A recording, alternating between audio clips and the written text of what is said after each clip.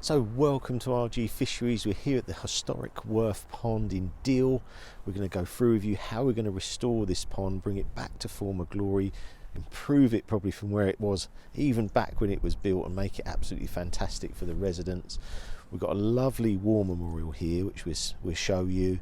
We're going to do some cleaning around that as well, but the main thing was this pond, because it had become quite overgrown with reeds, lots of wildlife here. So we've actually trying to do it without taking anything away, a bit like we've done with Matfield Pond. We want to use all the materials we've got within the pond. It's got a liner here. If we look at this plaque, almost 40 years old, we're going to try and keep that going. Life of a liner is probably about 20 years, but it's been here 40. Doesn't look too bad. When the boys have been in there, it's okay, and we're going to try and get as much life from that as we can. We're going to work on the overflow, and we're going to work on then cleaning the water, because this is just a runoff for all the road water. We want to get that clean, so I'll show you some more video now. So let's just take a look around the pond now. Behind me had lots of reeds, but what we wanted to do was keep some of those reeds in the corner, just to hide the bit of fencing at the back as well, but also keep the wildlife that was already in the pond. So at the moment we haven't moved anything away. The liner is not great, especially around the edges, and what's happening is the water gets under the liner and creates these bubbles that you see. I'll put up some pictures of that. So we're going to fix the liner all the way round, put some glue as well, some bracket fixing, and then that should stop the water getting under the liner. What we also find with these ponds is lots of drains around that are going in, bringing water in, that are blocked or not running well. And then the overflow, which is over in this corner, was sort of made, back in the day. We want an overflow that we can actually control, so if we come back and do work, we can lower it very easily, and I'll put some pictures of that up as well.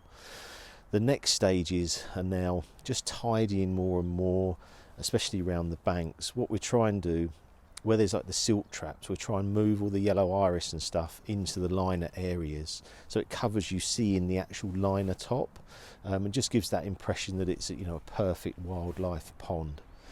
Next bits will be cleaning the water. So we want to clean the water because it's taking a lot of silty runoff, sort of muddy water, and we've got some sort of skills in that we'll show you, where we can clean the water very quickly. In a couple of days we could clear a lot of the sediment out. We'd actually, maybe, I've heard there's some goldfish in here, you might actually start to see them.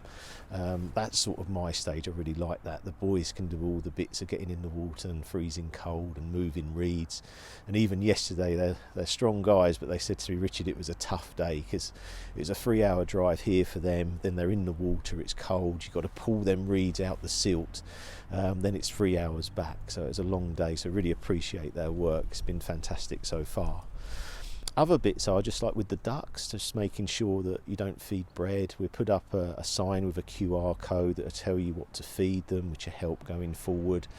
Natural bits like along this walkway behind me, we'll keep all the flowers and bits here, because one, it protects children being alongside it as well, and you have got to be careful with these ponds. Same as we've done with Matfield, you've got to keep the water a reasonable depth. You don't want it too deep. If a child fell in, could obviously cause a massive problem. There was, I think, one fatality here in 1915, so we've got to be careful. I know it's easy just to make the water higher and that, but you've still got kids around here, there's no barriers. But I thought with this sort of planting here, it really helps and gives a bit of a barrier for when they walk round. So yeah, so that's 2 days. The boys have worked incredibly fast. I've come down to do the video and everyone's saying how great it looks now, but yeah, it's going to look really good soon.